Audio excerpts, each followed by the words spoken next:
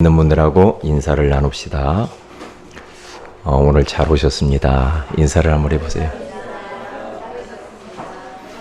더운데 잘 왔구만요. 인사를 한번 나눠봐요.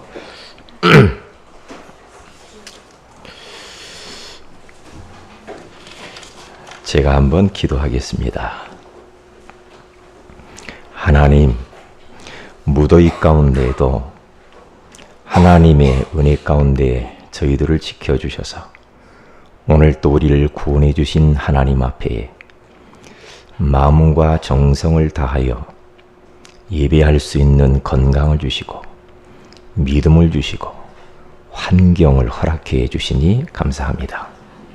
오늘 이 시간에도 복음 때문에, 전도 때문에, 선교 때문에 우리가 하나님의 귀한 은혜를 잊기를 원하며 힘을 얻기를 원하며 응답을 받기를 원하며 축복을 받기를 원합니다.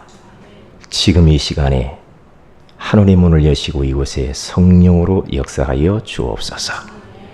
정말 하나님의 최고의 소원인 세계 복음화 때문에 우리 사랑하는 성도들의 사업과 직장과 학업에 살아있는 증거를 허락하여 주시옵소서.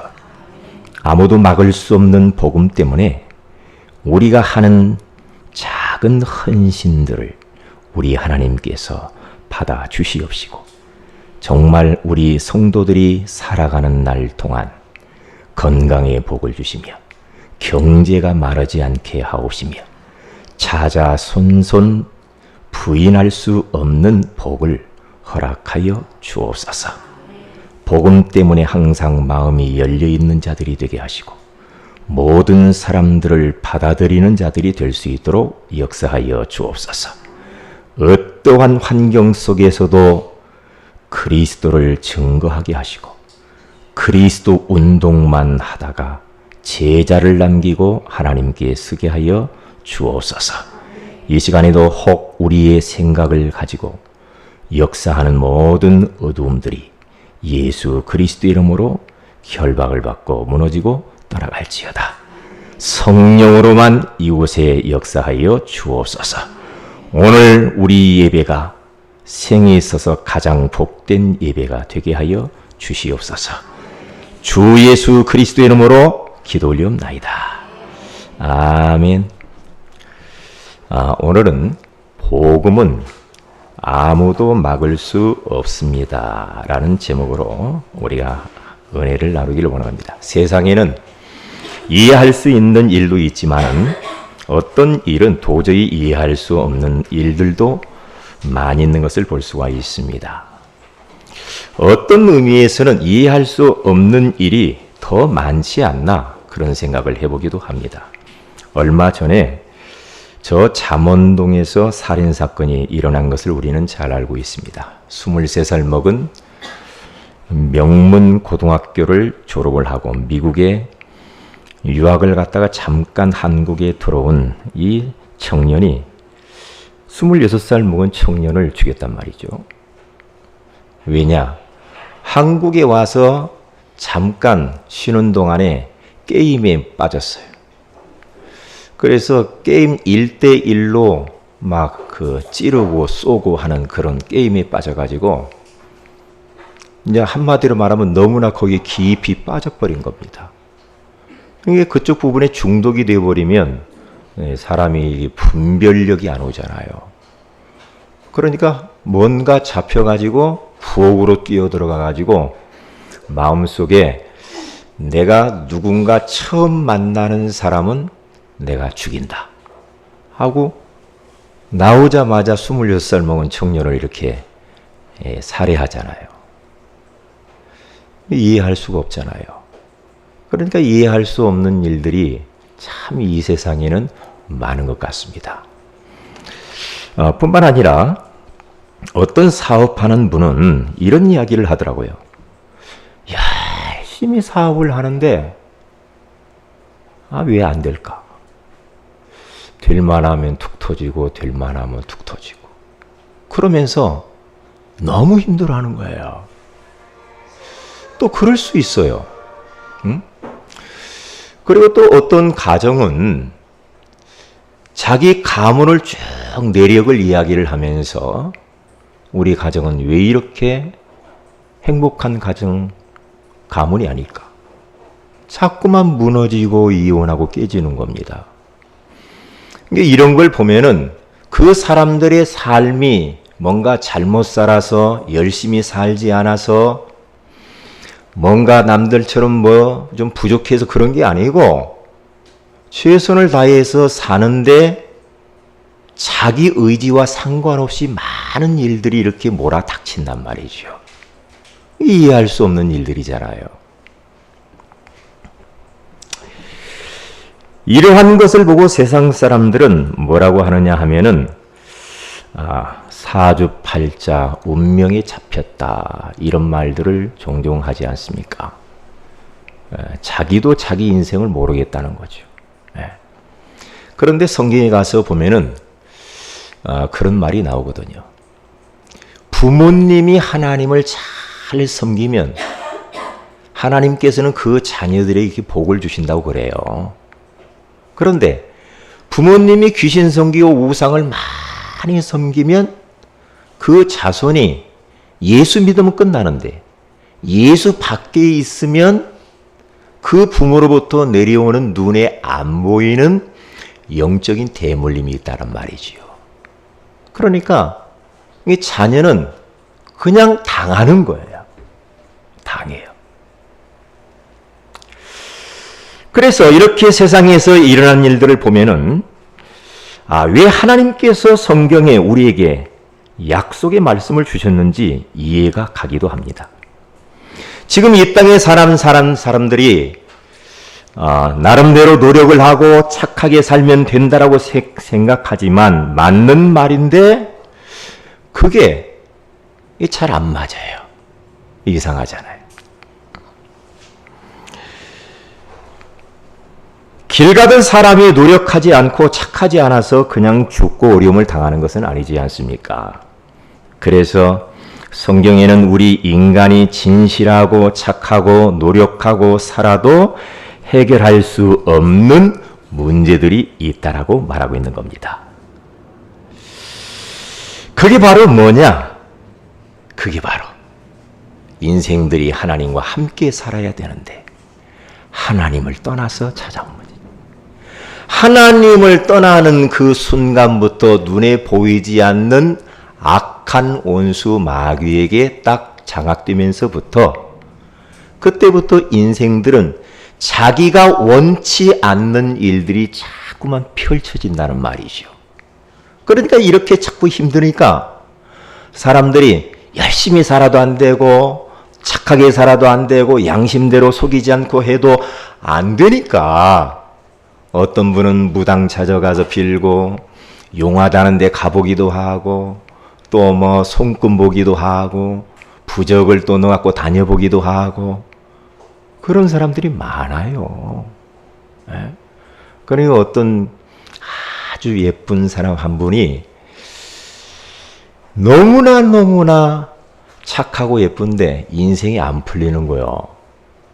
아가씨가. 그러니까 누가 소개해 줬어.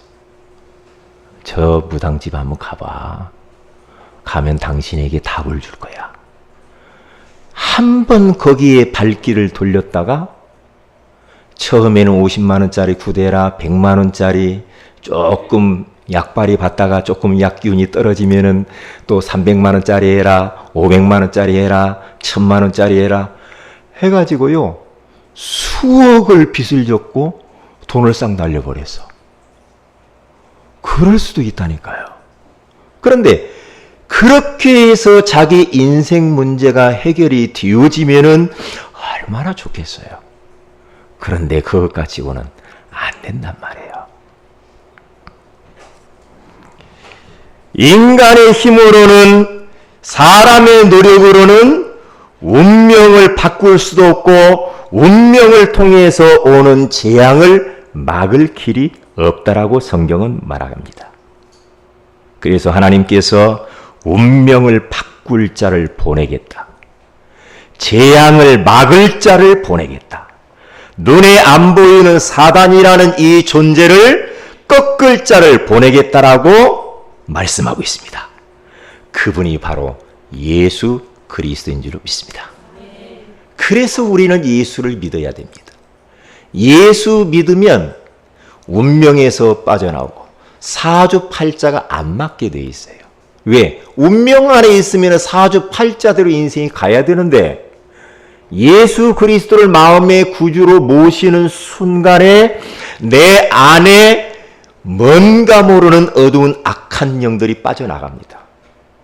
빠져나가는 동시에 내 안에는 하나님의 영이신 성령께서 내 안에 들어오셔요. 그러면서 운명과 사주팔자에서 재앙에서 빠져나와 버리는 거죠. 그때부터 인생은 이제는 되어지는 거거든요. 인생이.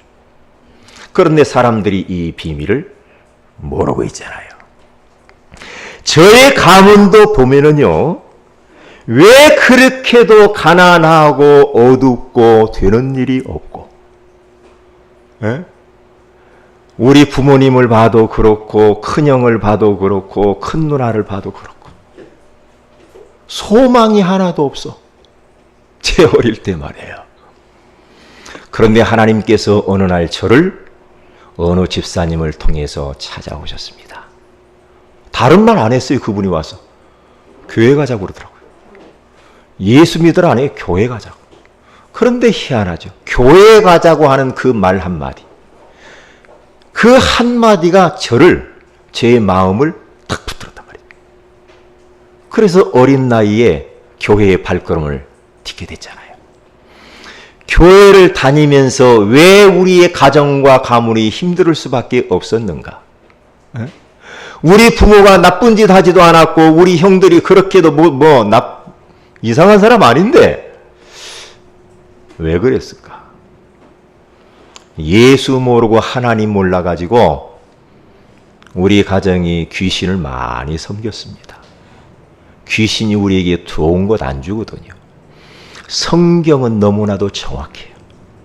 그래서 요한복음 10장 10절에 가서 보면은 내가 온 것은 양으로 생명을 얻게 하고 더 풍성히 얻게 하여 하는 것이지만은 도적놈이 오는 것은 도적질하고 죽이고 멸망시킨다라고 말하잖아요.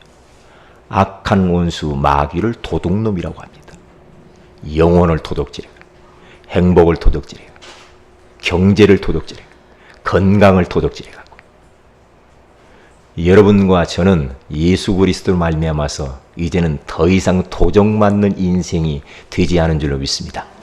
이제는 우리들은 우리 예수님께 주시는 풍성한 삶, 넉넉한 삶, 진짜 보장되어진 그런 인생이 된 줄로 믿습니다. 그래서 여러분과 저는 걱정할 이유가 아무것도 없는 거죠. 자, 그러면 복음이 도대체 뭐길래 아무도 막을 수가 없습니까? 이번에 그 북한에서 탈북한 청소년들이 있단 말이죠. 그 명단을 제가 9명 명단을 어느 선교사님이 보내줘서 우리가 매일 밤마다 지금 기도하고 있잖아요. 그런데 그 탈북 청소년 아이들이 대부분 고아들이란 말이죠. 네? 북한에서 버림받은 아이들 말이에요. 그런 아이들이 저 압록강을 건너가지고 선교사님의 도움을 통해서 그들이 예수님을 믿게 되잖아요. 예수님을 믿고 중국 땅에서 그들이 신앙 교육을 받으면 철저히 기도하면서 무장을 해요. 아이들이. 무장을 해서 이 선교사님이 이제 그들을 저 중국 땅을 통해서 저쪽 그 밑에서 라오스 국경지대 쪽으로 해서 그들을 라오스로 보냈어요. 왜? 라오스를 통해서 태국을 거쳐 태국에서 한국에 오려고 이제 그러한 이제 동선을 그려가면서 그렇게 안내를 했는데 라오스까지는 잘 갔는데 거기에서 붙잡혔단 말이에요. 붙잡혔는데 이 라오스라고 하는 이 나라의 정부 이 사람들은요 무조건 자기 나라에 들어오면요 그냥 갔다가 본국으로 돌을 보냅니다. 그게 안타깝잖아요. 그런데 거기에서 9명의 어린아이 15살에서 20살 얼마나 어려요. 그런데 그들의 사진을 보니까 막 천진난만한 거 있죠. 어? 그런데 그 라오스에서 중국 정부로 보낸 거예요. 탈북자다. 이 중국 정부는 조금 그걸 좀 받아줘서 그들이 원하는 나라로 보내줘야 될 거 아니에요. 북한으로 그냥 곧바로 또 보내버렸네. 이것 때문에 선교사님과 그 많은 주위에 있는 사람이 너무너무 안타까워. 그래서 유엔에서까지 심지어는 그들의 신변 안전을 위해서 지금 여러 가지의 모색을 하는 것을 보고 있습니다. 그래서 기도 제목이 텅 달라왔더라고요. 제게 휴대폰에. 태국에 있는 선교사님이 이 아이들을 놓고 기도해달라고 왔어요. 그들이 총살당할 위기에 처해 있단 말이죠. 예? 우리가 기도해야 됩니다. 그 아이들. 그런데 저는 그 모습을 보면서 이 하나님의 복음이 모든 나라와 모든 민족에게로 계속해서 달려가고 있구나. 저는 그게 보이더라고요. 선교사님들도 위험을 무릅쓰고 지금 그런 일들을 한다니까요. 그러니까 이 복음은 전 세계를 향하여서 아프리카, 모슬렘, 중국, 북한, 아무도 가지 않는 곳까지 이 복음이 계속 달려가고 있어요. 누구를 통하여서? 전도자들에게 실려가지고 전 세계로 이 복음이 달려가고 있다. 여러 가지로 복음을 맞습니다. 그들의 사상을 가지고 맞고 그들의 정치적인 어떤 이슈를 가지고 막아요. 막는데도 불구하고 어쩌면 그렇게 요리조리 이 복음이 피해가면서 복음이 들어가는지. 북한 땅에도 복음이 지금 많이 들어가 있다고 하잖아요. 그래서 지하교회가 있어가지고 거기서 막 기도하는 걸 지난번에 동영상 보니까 나오더라고요. 복음은 아무도 막을 수가 없는 거구나. 복음이 바로 예수 그리스도인 줄로 믿습니다. 예수 그리스도. 그래서 하나님의 뜻이고 하나님의 소원이고 하나님의 계획이기 때문에 전 세계로 이 복음에 달려갈 수밖에 없는 거죠. 그런데 때로는 하나님께서는 이 복음을 막는 자, 막는 나라, 막는 지도자, 그런 자들을 때로는 꺾으면서까지도 우리 하나님의 말씀과 이 복음은 전 세계를 향하여 지금 줄다름치고 있는 겁니다. 제가 저 신장 위구르 우르무치 지역에 제가 3년 전인가 가서 이제 선교 활동하러 갔잖아요. 목사님 세 분하고 선교 활동으로 다 가는데 가자마자 막 폭동이 일어나 버린 거 있죠. 네? 숙소에 딱 들어갔는데 폭동이 일어난 거예요. 폭동이 일어나가지고 막 길거리 막 파이프를 들고 막 각기목을 들고 막 싸움이 막 벌어지는데, 이야. 그래서 우리들은 이제 한쪽 구석에 딱 숨어가지고 말이에요. 밖에 동태를 살피는 거예요. 한번 가보시오. 어떤지. 응? 그래서 가서 선교 활동하면서 말씀을 전하려고 하다가 도무지 안 된 거예요. 얼마나? 길거리에 장갑차들이 쫙 걸린 거죠. 희한하다. 그래서 하룻밤을 간신히 뜬 눈으로 세우고 새벽에 자가용 빌려가지고 공항으로 도망갔잖아요. 그래서 살았잖아요. 자, 그래서 북경 가는 비행기를 타고 북경까지 와서 북경에서 한국으로 왔어요. 제가. 그런데 이 복음이라고 하는 것이 도대체 무엇이기에 생명을 무릅쓰고 많은 주의 종들이, 목사님들이, 선교사들이 세계 오직 가운데 그렇게 들어가서 복음을 전하느냐 이 말이에요. 왜? 저도 어떤 때는요 가끔 느낍니다. 아, 제가 복음 전하다가 어려움을 당할 수도 있겠다. 이런 생각이 들어요. 항상. 왜? 한국 땅에서도 어떤 때는 섬뜩섬뜩한 일들이 저한테도 일어나거든요.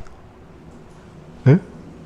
누가 옆에 있었으면 좀 괜찮은데 아무도 없는데 이상한 사람이 딱 와가지고 막 위협할 때, 참.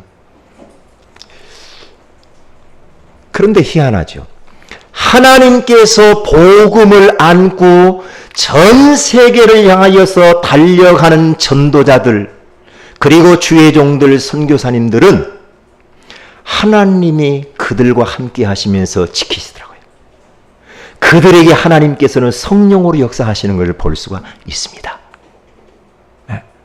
그리고 자자손손 하나님이 갚으시는 걸 봐요. 그래서 오늘 보세요. 첫째로, 그러기에 이 복음은 아무도 막을 수가 없습니다.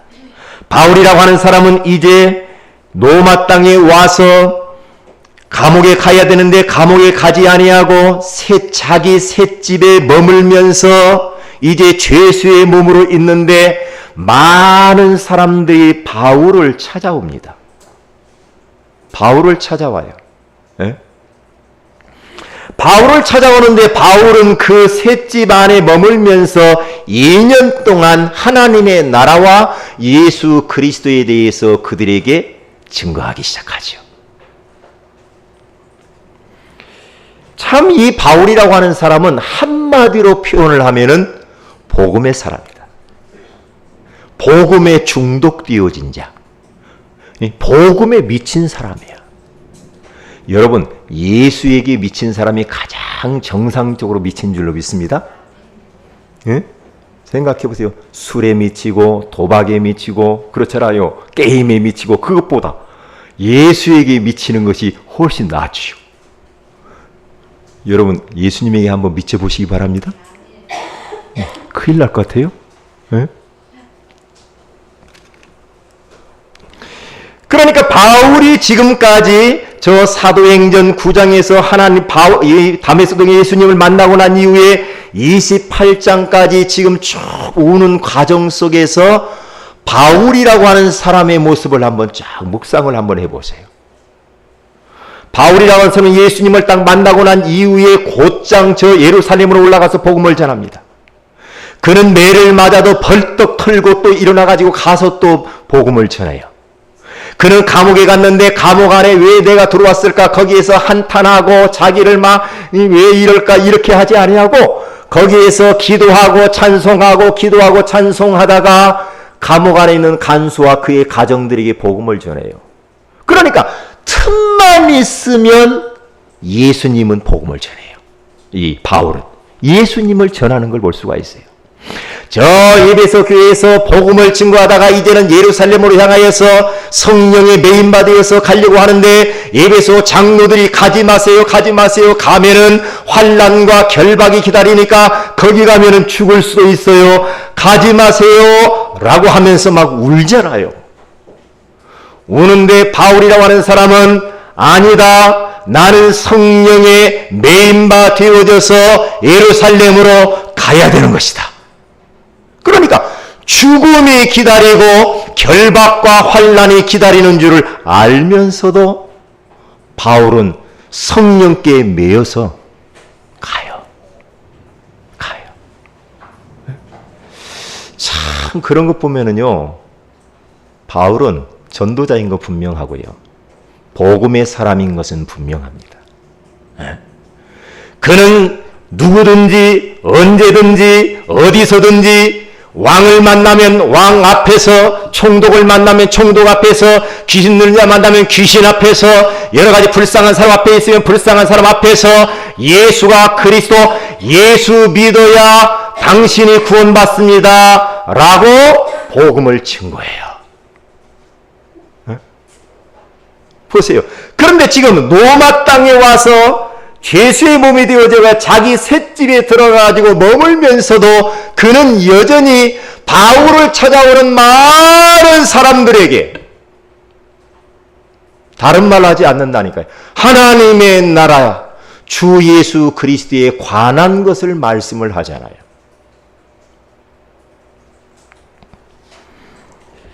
자, 그러면 한번 봅시다. 그는 한마디로 말하면 열려있는 사람입니다. 닫혀있는 사람들이 많잖아요. 그리스도인들 중에 닫혀있는 사람이 많아. 여러분과 저는요, 뭔가 막 자꾸만 이게 막 닫아놓고 살지 말아요. 예? 여러분의 집에 문은 닫아야 되고요. 도둑놈 오니까. 뭔가 마음을 막 닫고, 예? 그러면 사람들 내 가까이 오지 못하도록 막 견제하고, 이렇게 하지 마시라고.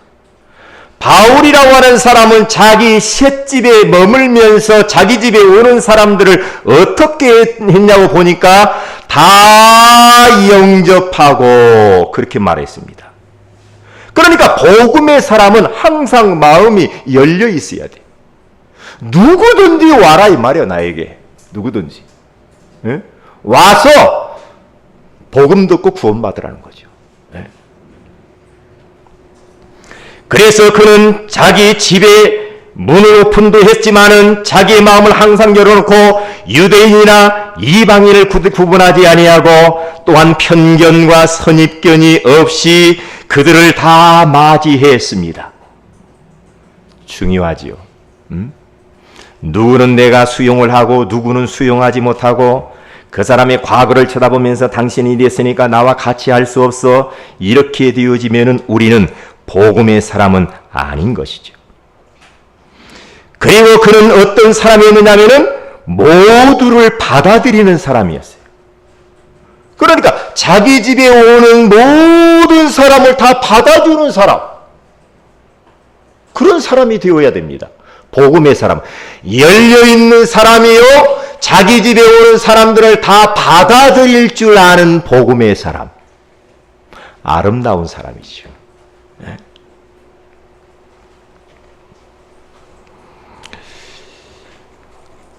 저 요한복음 4장에 가서 보면은 사마리아 여인이 나옵니다. 결혼을 6번이나 했는데도 불구하고 행복이 없고 만족이 없어, 인생이. 그래서 사람들과 왕따가 되어져 가지고 갈 곳도 없고 우울하게 어둡게 너무나도 창피하고 그렇게 살았습니다. 그러니까 다른 사람들은 아침 일찍이 물을 떠러 가는데 자기만 날씨 더운 날 물을 떠러 가잖아요. 물을 떠러 가는데 그 물 뜨는 그 장소에 예수님이 찾아와요. 아무도 찾아와 주지 않는 사마리아 여인. 예수님이 사마리아 그 여인을 찾아오시면서 영원한 생수가 되시는 예수 그리스도 자신을 소개하면서 당신 내가 메시아다. 너 나 믿으면 영원히 목마르지 않을 것이다. 그래서 그 예수 그리스도를 만나고 난 이후에 물동이를 들고 왔던 그 물동이를 버려두고 자기 동네에 뛰어 들어가서 내가 메시아를 만났다. 메시아를 만났다 하면서 전도자로 딱 변해버려요. 그 보세요. 인생에 답이 없어서 그렇게도 갈증을 느끼고 살았던 사마리아 여자. 이 여자가 예수 그리스도를 통해서 영적인 갈증이 해결이 되어버려요.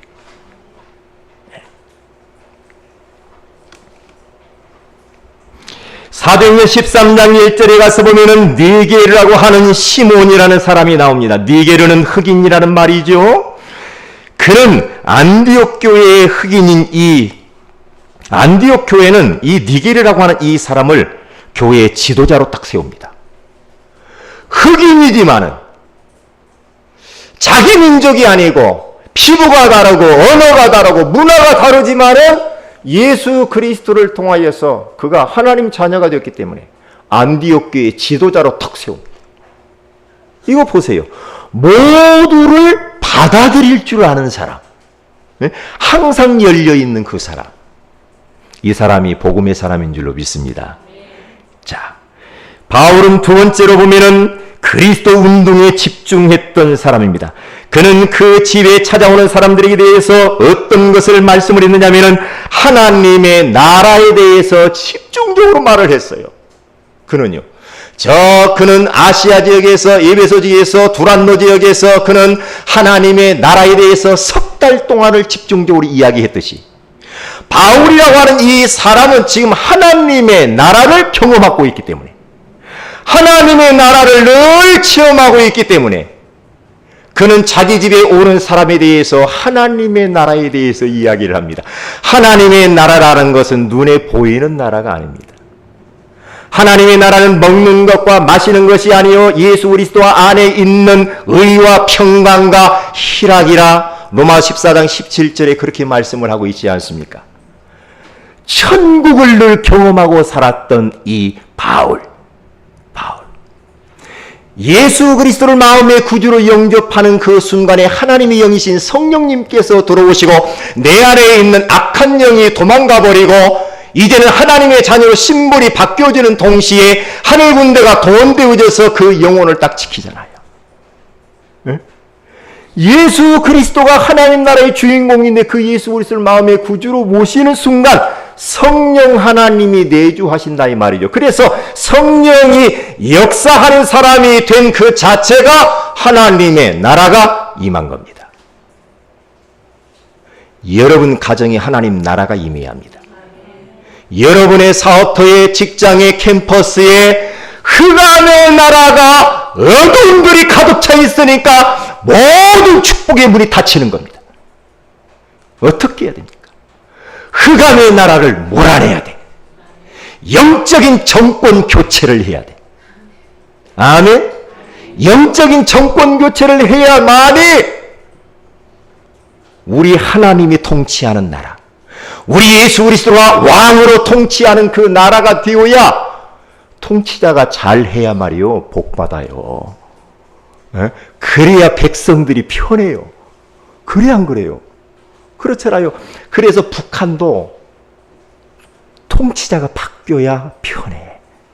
그런데 어떻게 그렇게 계속해서 자자손손 영적인 대물림을 하는지. 이게 거기에 속해 있는 백성들이 너무 힘들잖아요. 그런데 그것은 육신적인 거예요. 지금도 영적으로 어두움 악한 원수 마귀에게 지금 다 그 통치자 사탄에게 붙잡혀가지고 흑암의 나라 가운데에 잠겨서 고생하는 인생들이 얼마나 많으냐고요. 여러분과 저는 하나님 나라에 속한 백성이요. 하나님 나라의 이 축복된 이 곳에 우리가 들어온 줄로 믿습니다. 그러니까 복받은 사람이죠. 여러분과 저의 마음은 하나님의 나라가 임했으니까 잘 한번 살펴보세요. 아, 내 마음에 하나님의 나라가 임했구나. 정말 너무 기쁘고 행복하고 너무 좋구나. 하나님의 나라가 임했는지 지옥 같은지 한번 살펴봐야 됩니다. 옆에 있는 분 한번 인사 한번 해보세요. 아, 어때요? 하나님 나라 임했습니까? 요즘 어때요? 천국이에요? 에? 에?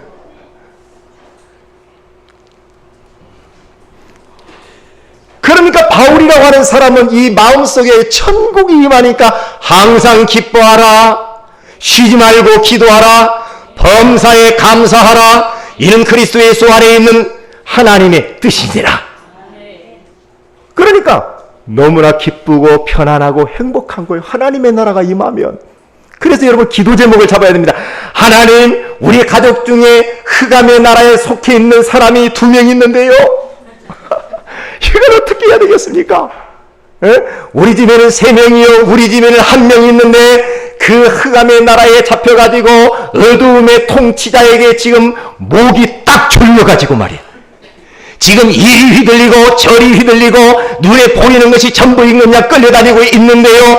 저들을 어떻게 하면 좋겠나이까? 하나님, 그 흑암의 나라 속에 묶여있는, 눌려있는 종된 우리의 가족들을 구원해 주세요. 하나님의 나라가 임하게 하옵소서. 여러분 때문에 여러분 가족들은 다 하나님 앞으로 돌아오게 되는 줄로 믿습니다. 왠 줄 알아요? 오후의 말씀을 드리겠어요. 오후의 말씀을 들어야 답이 나오게 돼 있어요. 주 예수를 믿으라. 그리하면 너와 내 집이 구원을 받으리라. 내가 예수 믿으면 나만 끝나는 게 아니에요. 나 때문에 우리의 가족을 하나님께서 구원하신다는 거예요. 얼마나 참 감사합니까? 그리고 바울은 어떤 운동을 그 셋집에서 했느냐 하면은 그리스도 운동을 했어요. 주 예수 그리스도에 관한 모든 것을 그랬어요. 거기 보니까 31절에 주 예수 그리스도에 관한 모든 것을 담대하게 거침없이 가르치더라. 거칠 것이 없이. 이 사람 눈치 보고 저 사람 눈치 보고 내가 이 말하면 저 사람이 어떻게 생각할까? 저 사람이 나보다도 많이 배웠는데 내가 이 말했다가 그냥 나 걸려드는 거 아니요? 내가 망신당하는 거 아니요? 저 사람이 이 말하면 나는 어떻게 말하지? 그런 생각을 거침없이 그냥 내가 경험한 예수 그리스도를, 내가 지금까지 깨달은 예수 그리스도를 거침없이 막 다 전하는 거예요. 그래서 여러분과 저는 이제는 우리 교회가 백중직자 백지교를 세워서 우리 주변에 지금 흑암의 조직들, 흑암의 세력들을 꺾는 그리스도의 운동을 해야 될 줄로 믿습니다. 그래서 바울은 승리자로서의 고백을 합니다. 주 예수 그리스도에 관한 모든 것을 담대하게 거침없이 가르쳤다라고 고백을 하는 겁니다. 두 번째입니다. 이 복음운동에 동참한 자는 천대까지 복을 받게 됩니다. 이야, 저는 하나님의 말씀이 맞다고 저는 믿어요. 분명히 성경에 나와 있어요. 내가 복음운동을 위하여서 조금 헌신했는데 내 당대뿐만 아니라 우리 후대 자자손손 복을 받게 되겠다는 거예요. 이게 성경에 나와 있다니까요. 그거 보세요. 자, 그러면 복음운동에 우리는 어떻게 동참을 해야 됩니까? 복음운동을 위하여서 분위기를 만드는 사람이 먼저 되어야 됩니다. 여러분과 저는 이 복음을 전달하는 축복의 전달자들이요. 그래서 두 번째로 보는 복음운동을 위하여서 분위기를 만들어내는 사람들이 되어야 돼요. 여러분 이 세상을 살아가면서 말이에요.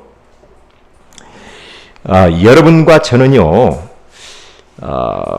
이 분위기를 만드는 사람이 돼야지 분위기를 깨는 사람이 되면 안 됩니다.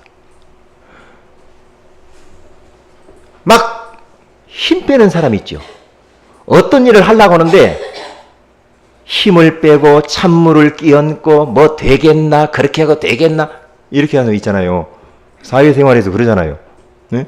오늘 공동체에서 뭘 이걸 합시다 그래. 그러면 하자고 딱 했으면 좀 거기에 동참도 하고 마음에 안 들어도 말이에요. 에? 에? 후원도 하고 여러 가지 하는 방법이 있잖아요.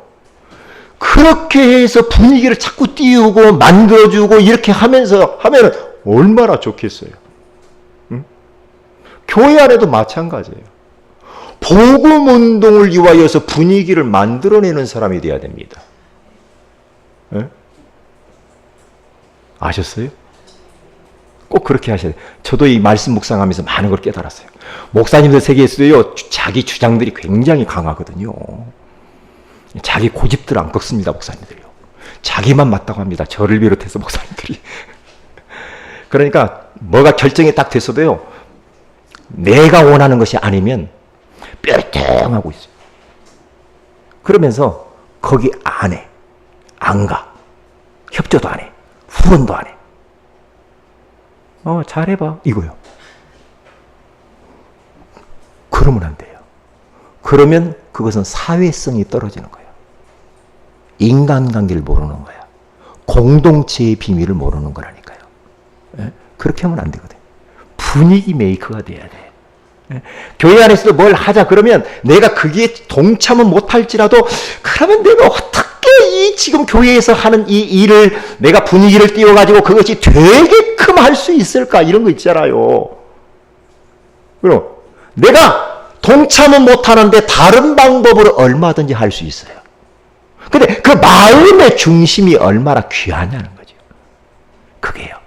응?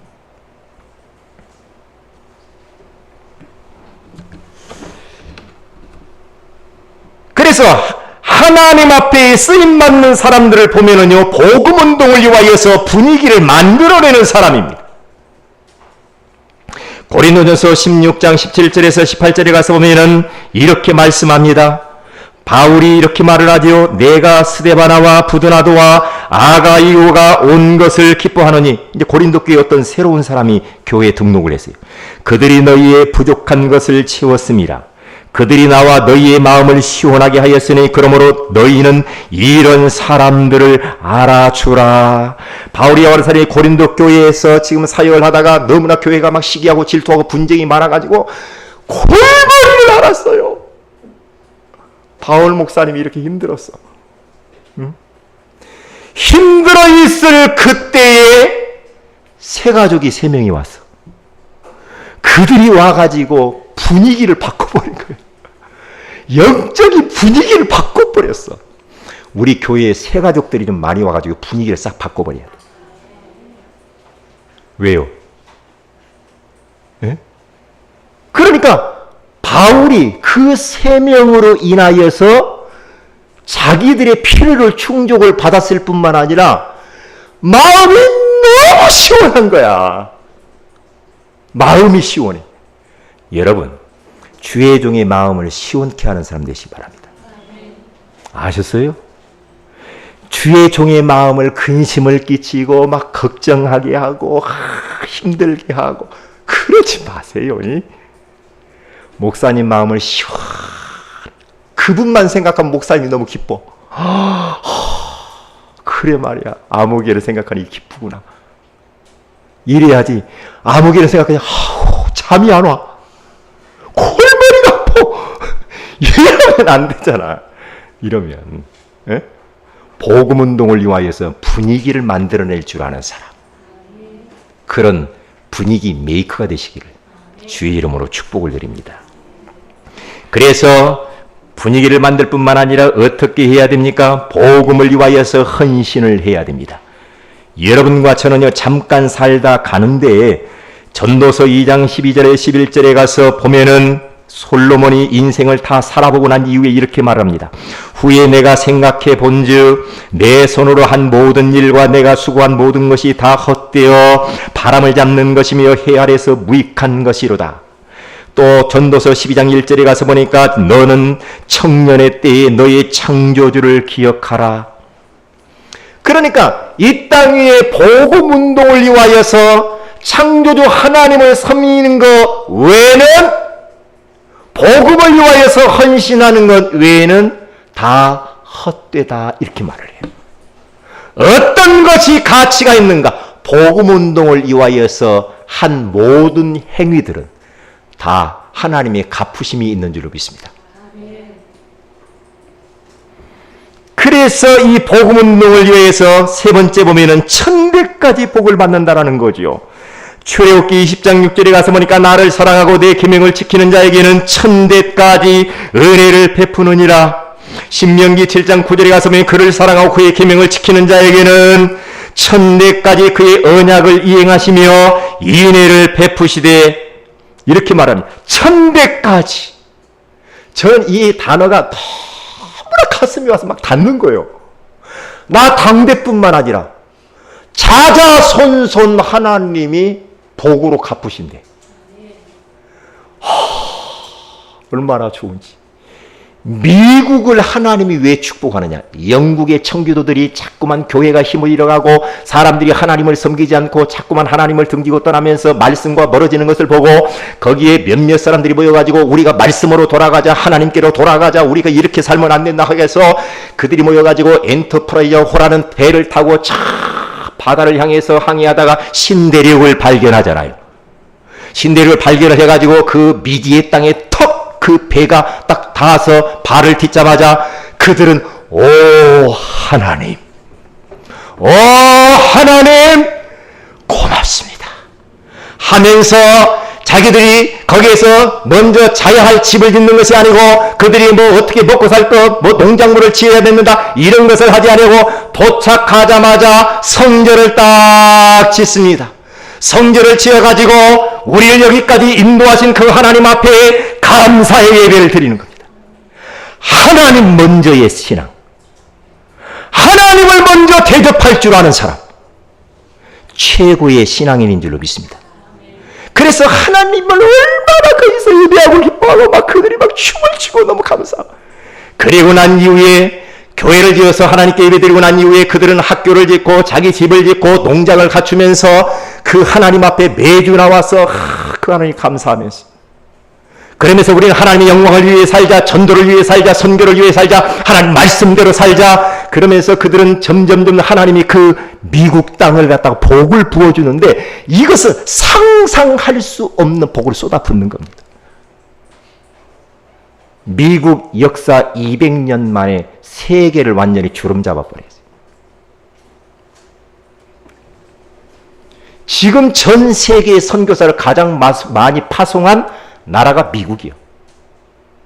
그러니까 복음 때문에 이 목숨을요 그냥 초계같이 없애버려요. 이야, 그러니까 하나님이 그 모습을 얼마나 귀하게 여겼을까. 그 청교도 그 얼마 되지 않는 그 조상들 때문에 지금 200년 역사 가운데 자자손손 하나님이 막 복을 쏟아붓는 겁니다. 증거야, 그게 증거. 증거야. 우리 한국 남한 땅을 하나님이 왜 이렇게 축복하느냐. 두 번째로 지금 전 세계에 선교사를 많이 파송하는 나라가 우리 남한입니다. 복 받는 겁니다. 그래, 저는요, 이 목사님들 막 어떤 때 보면은요, 아유, 목사님들 그렇게 하면은 큰일 날 텐데, 막 그런데도요, 그냥 죽어도 좋은 거예요. 우리 한국 사람들 그 특징 있잖아요. 죽기 아니면 살기다. 무대포요, 무대포요. 예? 우리 한국 이 젊은 대학생들이요, 보금 딱 받으면요, 모슬렘 가서 하면 죽는데 가서 칼로 목 날리는 데도 간다니까. 무섭습니다. 막을 자가 없어요, 이 복음은. 왜냐? 하나님의 뜻이요. 그러니까 이 복음이 전 세계를 향하여서 지금 막 달려가는 거예요. 달려가는 거예요. 그래서 보세요. 마태복음 10장 42절에 가서 보면은 또 누구든지 제자 이름으로 이 작은 자 중 하나에게 냉수 한 그릇을라도 주는 자는 내가 진실로 너희에게 이르노니 그 사람이 결단코 상을 잃지 아니하리라. 여러분들이 직장 생활을 해도 사업을 해도 공부를 해도 무슨 일을 하든지 간에 복음 운동을 이와해서 해야 하나님이 그것에 복을 줍니다. 이건 놓치면 꽝이야. 우리 인생이 복음 운동을 이와해서 우리가 살지 않으면 인생 허무한 인생으로 끝나버립니다. 그러나 복음 운동을 위하여서 여러분들이 조금 기도한 거, 여러분이 조금 하나님 앞에 헌금한 거, 여러분이 몸을 드린 거, 여러분들이 교회 안에서 이런저런 공사를 하고 헌신할 모든 이 작은 헌신들이요, 여러분 당대와 후손까지, 천대까지 영향을 주고 복을 주시는 줄로 믿습니다. 이 말씀을 딱 언약으로 붙잡으시기 바랍니다. 따라서 합시다. 천대까지. 천대까지. 잊어버리지 마시기 바랍니다. 네. 나는 이번에 출애굽기를 읽으면서 출애굽기 1장과 2장을 읽으면서 저 애굽 왕이 바로 왕이 이스라엘 백성들 아들 낳으면 다 죽이라고 했을 때 이 산파들에게 명령을 했는데 산파들이 하나님을 두려워하고 하나님을 경외하기 때문에 이 가서 보니까 아들을 딱 낳았는데 죽이려고 하니까 하나님이 두려워서 다 아들을 살리잖아요. 그런데 하나님이 그 모습을 보셨다. 하나님이 보신다니까요. 우리가 하는 모든 행위들은 하나님이 보고 있습니다. 하나님이 보고 있어요. 산파들이 아들들을 딱 살려주는데 하나님이 보시고 어떻게 하십니까? 산파들의 그 집안에 복을 주시느니라. 우리 하는 모든 행위들은 하나님이 보십니다.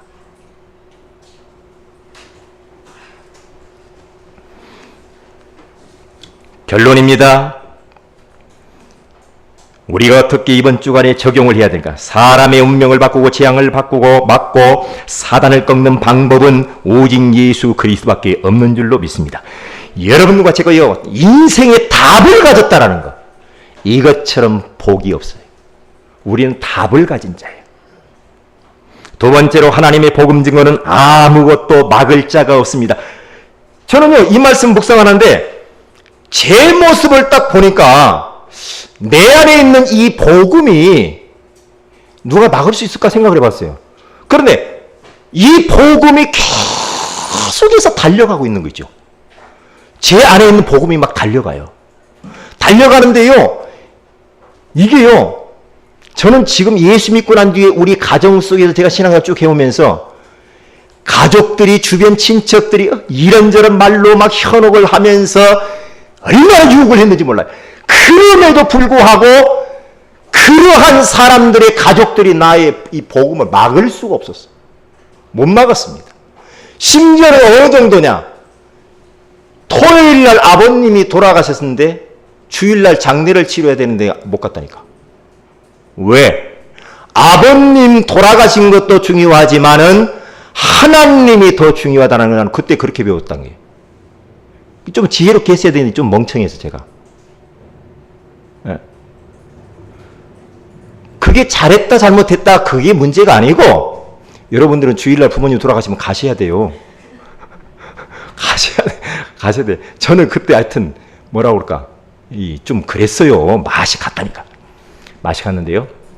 그러니까 한마디로 제 마음속에 저를 억만죄악과 지옥의 운명 사주팔자에서 건져주신 예수 그리스도의 이 복음이 그 어떤 환경도 나를 막을 수가 없었어요. 막을 수가 없어요. 저는. 누가 나를 주일날 예배 못 드리게 한다.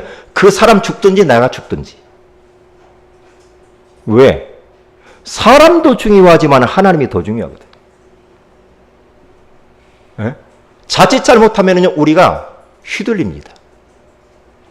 제가 사업을 턱 했는데 돈 벌리니까 막 주일날 일하고 싶더라니까요.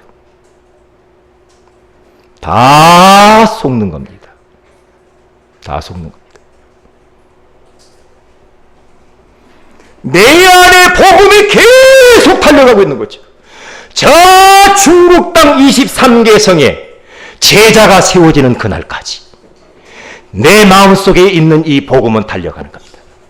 우리 교회도 그렇게 달려가는 줄로 믿습니다. 여러분들도 지금 계속해서 복음운동을 위하여 달려가고 있는 줄로 믿습니다. 천대까지 여러분 복 받으시길 주의 이름으로 축복을 드립니다. 그리고 복음을 위하여서 영적인 분위기를 만들어주는 사람이 되어야 됩니다. 내가 조금 뭐가 마음에 안 든다 할지라도 아멘 해주고요, 동참을 해주고요, 어떤 모든 모임이 끝나고 나서면 어떻게 잘 했느냐고 좀 물어봐 주기도 하고요. 좀 사람이 마음이 좀 이렇게 넓어가지고요, 큰 그릇이 좀 됐으면 좋겠어. 우리 성도들, 우리 세연이께 성도들만. 알았죠? 예를 들면 목사님 어떻게 야유회 잘 다녀오셨어요? 가고 싶은데 못 가가지고 좀 뭔가 물어봐야 될 거 아니에요. 왜 분위기를 못 맞추냐고. 밤마다 감람산 40일 기도를 위해서 여러분 기도 제목을 다 받아가지고 지금 다른 사람들 기도해주고 있는데, 목사님 40일 지금 감람산 기도회는 지금 잘 하고 있지요. 저를 위해서 좀 기도해 주세요. 이게 뭐 물어봐야지 좀. 에? 기도해 주세요. 물어보다고.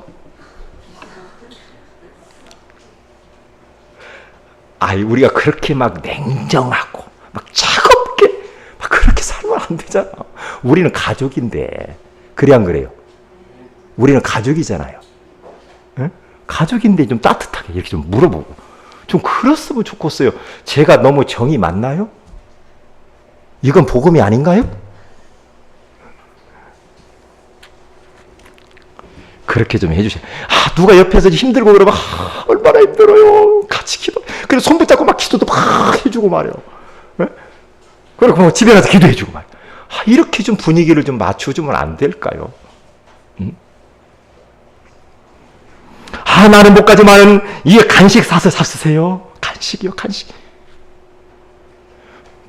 당신들이 가니까 당신들이 사서 먹어.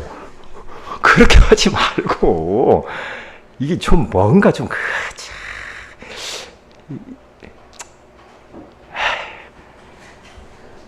또 더 많이 말하면은 또 삐지니까 요즘 뭐 말을 못 하겠어. 여러분, 제가 이렇게 말을 하는 것이 여러분 사랑하고 복음을 사랑하기 때문에 이런 말을 하는 거예요. 그렇죠? 제가 뭘 여러분들에게 얻어내려고 절대 동기를 갖고 말하는 거 아니에요. 어떤 때는 내가 해버리고 말해요. 그래서 복음을 위해서 우리는 헌신을 해야 되는데 어떤 헌신을 해야 되는지 찾아보고 결단을 하고요. 마지막 5번째입니다. 복음을 위한 작은 헌신까지도 천대까지 축복을 받고 정의로 쓰임받게 될 줄로 믿습니다. 사랑하는 우리 세은의교회 모든 성도들은 복음 운동하는 쪽에 편에 서시기를 바라고요. 복음 운동하는데 반대편에 서 있으면 여러분들은 손해봅니다. 그래서 천대까지 찾아 손손 우리가 복을 받아 누려야 될 줄로 믿습니다. 우리 다 같이 말씀 붙들고 기도하십시다.